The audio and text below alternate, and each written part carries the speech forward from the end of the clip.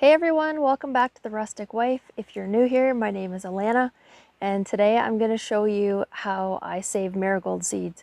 One of the easiest seeds you could possibly save for yourself, and if you can see behind me here, they do really well.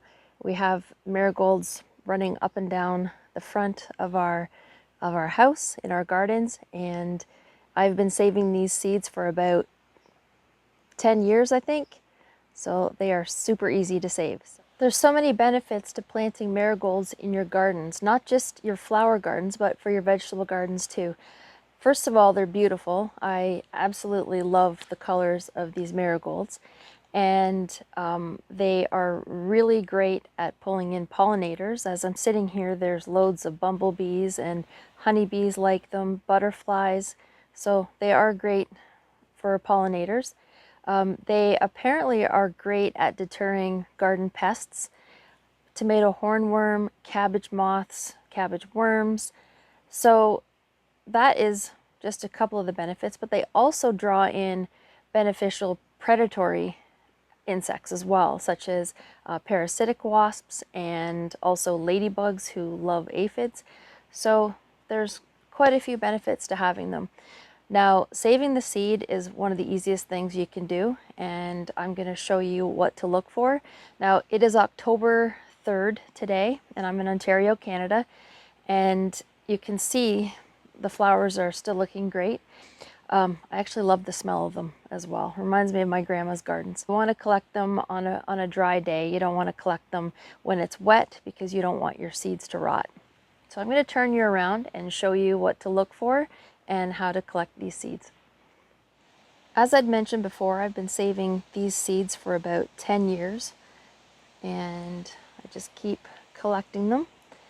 And there's all sorts of different colors. I believe these are called French marigolds, and marigolds do actually cross-pollinate. So if they're a hybrid, that means that you may not get the exact same color the next year when you plant them after you've saved the seed, but you will get a marigold.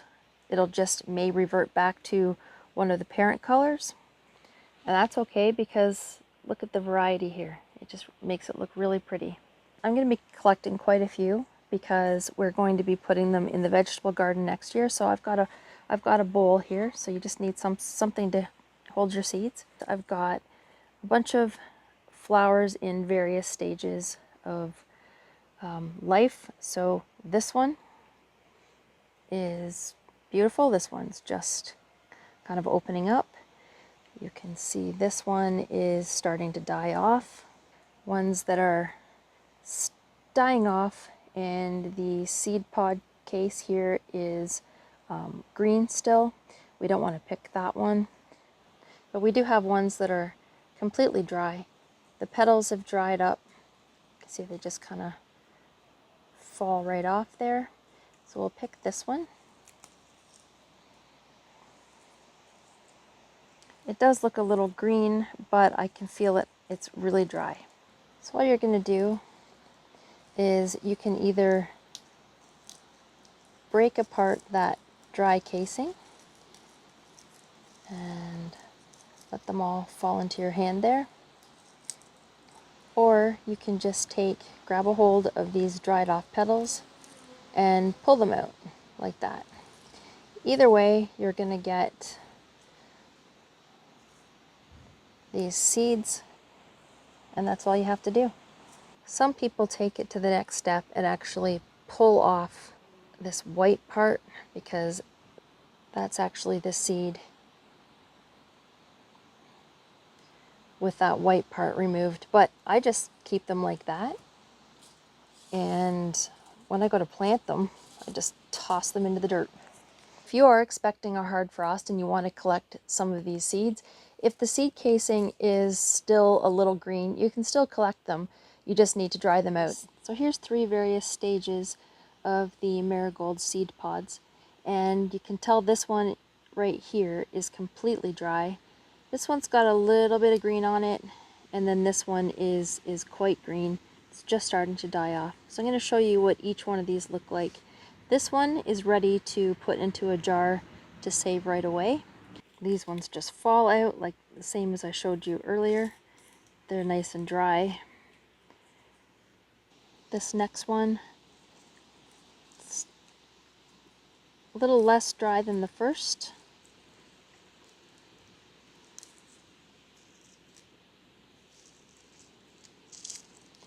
But the seeds come out easily and they're quite dry too. So they'd be okay to save without drying any further in the house. This one's really soft.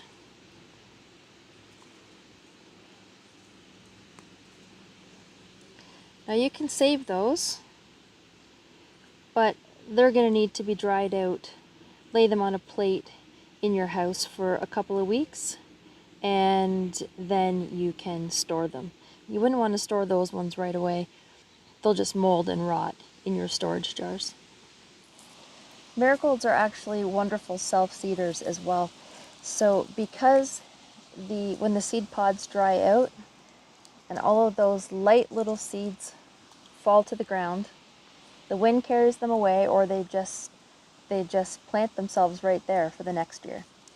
That's why when I plant mine, I just actually scuffle up the soil a little bit, toss in a bunch of seeds, cover them up with a very, very light dusting of soil, and just let them go. Actually, James comes along and waters them because I usually leave them. But that's why these marigolds look so great, because of James's attention, really. They are a no-fuss flower and for saving seeds, and they are pretty low maintenance.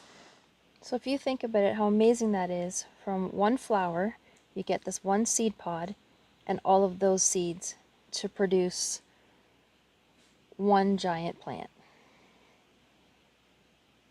So what I'm going to do is, when I take these seeds inside, I'm just going to leave them in the bowl and sit them on my table.